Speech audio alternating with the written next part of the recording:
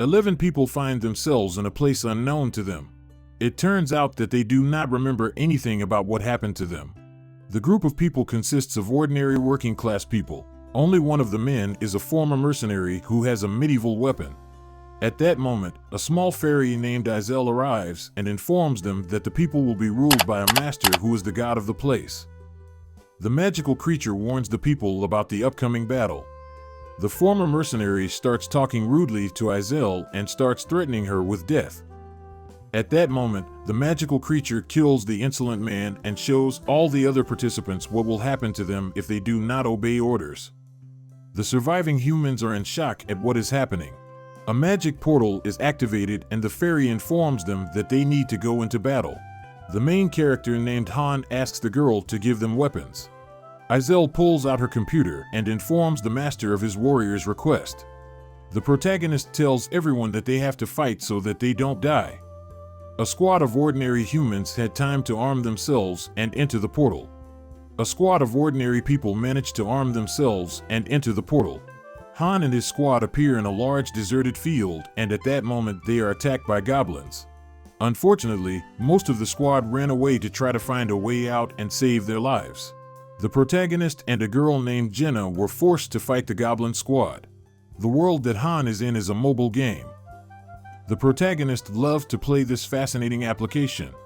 The man has achieved great success, but on another mission to clean up the area, Han and his virtual squad came across a monster that moved the man in the game. From that moment, the guy is forced to fight for his life in his favorite game. In the process of fighting the goblins, Hanu's arm is cut off. Jenna is greatly concerned about the condition of her new ally, but the man claims that when they return to the waiting room, his arm will reappear. The protagonist manages to get through one floor, but loses 3 members of his squad. The next day, Han and Jenna decide to train hard on a special field for training martial abilities in order to get out of this dangerous place. The girl realizes that her ally is strong and experienced, which is why Jenna decides to remain friends with him and continue to develop. After 3 days, the master entered the game again. All free time, the protagonists devoted to training on their skills and achieved success. Suddenly, another call for new heroes begins. This time only 3 people appeared. At this point, the master decides to open a portal for his warriors to go to the 2nd floor for battles with dangerous monsters. The 2nd floor was successfully passed through and all the people were still alive. During the fight, the newbie warriors were useless and very scared. For 3 days, the protagonists continued to train and improve their combat skills. Unfortunately, the newcomers did not visit the training field and did not develop in any way. The portal is activated again and the troop gets to the 3rd floor to fight dangerous monsters. The protagonists manage to quickly clear the floor of enemies. Jenna and Han begin to condemn their useless allies. Upon returning to the waiting room, the master decides to perform a synthesis of the heroes. It turns out that the power of one of the fighters can be transferred to another person, but the warrior whose experience will be transferred will die. The strength of the newcomers who performed poorly during the battle was transferred to the protagonists. Ies. Jenna and the remaining surviving newcomer named Aaron decide to train more and improve their skills to pass all the floors and be useful to the master so he won't use their power in the fusion. After some time, the master decides to build a forge to create and improve weapons. Han decides to talk to the fairy to learn more about the master and the outside world. Suddenly, the protagonist admits that he is a professional gambler nicknamed Loki. Izel is perplexed and checks the information about the legendary user of the game. It turns out that Han didn't lie to her and the girl asked the man for his autograph. Suddenly, the fairy begins to worry about Loki's base. The protagonist had a developed account and a huge number of professional warriors. Han decides not to think about his account, but to try with all his might to get out of the game. That evening, the man, along with Jenna, gathers materials to create a new weapon. In the end, the protagonist manages to create a new weapon for himself and his allies. After a while, Han's squad gets to the 4th floor. During the battle, Aaron was able to show his skills, and eventually the master added the guy to the list of chosen warriors. After a few days, the master decided to donate to the game and improve the living conditions of his heroes. The summoning portal activates again and new people enter the waiting room. Izel starts looking for people who have skills as carpenters, blacksmiths, and cooks. It turns out that all buildings have to be supplied by the people who were summoned. After being distributed by skill, the people who didn't have unique abilities were sent to the first floor to test their combat abilities. After a tough screening, the survivors and main characters went to a new cafeteria. Jenna and Han had been eating unleavened potatoes the whole time. The man who volunteered to be the chef did a terrible job preparing the dish. At this point, the main character goes into a rage and appoints a girl named Chloe as a chef. After a while, the new chef prepared excellent potato dishes, which were enjoyed by all the participants of the game. In the process of dinner, Han distributes all the duties for the survivors and goes to train. On the training field, a man was waiting for 3 new recruits named Zed, Hansen, and Dika, who wanted to learn martial arts and fight monsters. Han decides to take on the task of training the young recruits and make them his allies. A few days later, Jenna becomes perplexed and doesn't understand why the master doesn't send them to the 5th floor. It turns out that every 5th level is a boss. Dangerous monsters and unpredictable challenges await the warriors there. Professional blacksmiths and artisans appeared in the game user's squad. Since then, warriors do not need good armor and weapons. The master decides to activate the portal that leads to the 5th floor. The main squad is sent to explore the floor. While exploring the mission, the main character realizes that they will have to defend themselves against a huge number of goblins for 30 minutes. In the midst of a brutal battle, the squad loses Zid and Hansen. Afterward, Eren panics and his strength stats plummet. Han realizes that they need to change locations to hold out and withstand the goblin attacks. Eventually, Eren is badly injured, but Jin and Han manage to climb a hill and hold off the monsters. Suddenly, the protagonist is wounded and begins to rapidly lose health. At this point, the man goes into a rage and activates a new ability called Berserk. Khan manages to quickly dispatch the enemies and the protagonists return to the base. After passing the 5th floor, it is possible for the player to complete daily challenges that require mining, materials, and hunting beasts.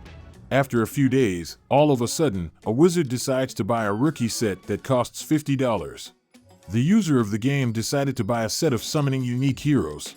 The wizard was lucky. He got a squad of mercenaries who had a rank of 3 levels, and the protagonists and the rest of the inhabitants had a rank of 1 level.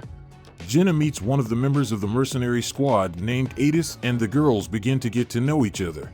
Suddenly, Adis turns out to be a good-natured and pleasant girl. After a few hours, the mercenaries began to rampage and behave horribly. They threatened the surviving residents of the waiting room in every possible way and took the newcomers without a second thought to use the fusion. The protagonist tries to stop a squad of bandits, but one of the dangerous mercenaries attacks Khan, but Gemma manages to distract the intruder. To resolve the issue of leadership in the city, the protagonist proposes to the leader of the bandits to fight a duel. The opponents decide to put their lives on the line. The one who loses voluntarily gives all his strength and skills to the man who wins. During the duel, the protagonist activates the Berserk skill and leonizes his opponent. At this point, a group of bandits try to stop Han, but Izel stops them. Then the villains dare to attack the ferry, and the magical creature effortlessly kills the wizard's valuable heroes. Khan defeated the bandit, and the man gave the protagonist his accumulated experience. Also, the benevolent Adis became a member of Khan's team. The protagonist realizes that they are getting close to passing the 10th floor. Han thinks they need to create a second combat team, with Adis at the head of it. Khan is looking for recruits who will be worthy to join the fighting squad. The man finds a boy named Asher, who previously worked as a loader for mercenaries. The young man has some sword skills because he has spent a lot of time with professional mercenaries. The next morning, the protagonist summons everyone who is able to use weapons and kill monsters. The man decides to draw lots to decide whose squad the participants will join. In Han's squad, Jenna and Eren remained, and in Ada's squad there were 2 new recruits. The protagonist's squad easily manages to kill all the monsters on the 7th floor of the tower. Upon arriving in the waiting room, Han learns that the master has once again purchased a donation and is going to make a call for high-class fighters. At this point, the man asks to draw lots again to determine which team the new members of the survival game will join. The protagonist gets a girl named Yolka, who can use fire magic. And a knight named Roderick is added to Ada's squad.